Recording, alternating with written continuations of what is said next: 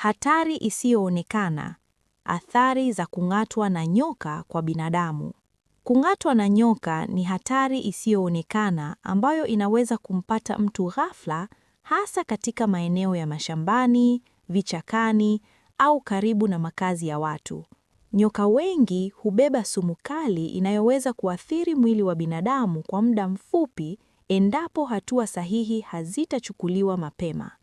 Baada ya kung'atwa, mhanga anaweza kupata maumivu makali, uvimbe sehemu iliyong'atwa, kutokwa damu, kizunguzungu, kichefuchefu na wakati mwingine kupumua kwa shida.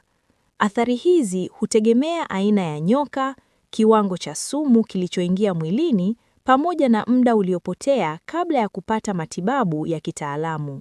Katika hali mbaya zaidi, sumu ya nyoka inaweza kushambulia mfumo wa fahamu, kuharibu figo, kuathiri moyo na kusababisha kupooza au kifo.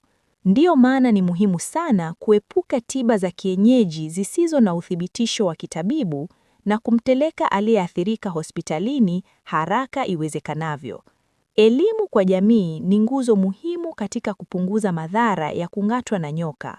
Tahadhari, usafi wa mazingira na uelewa wa hatua za mwanzo vinaweza kuokoa maisha.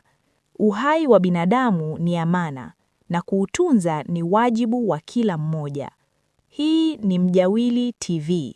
Tafadhali subscribe Mjawili TV kwa makala mbalimbali za kielimu, afya, biashara, teknolojia na maudhui yenye kujenga jamii kwa misingi ya maadili mema.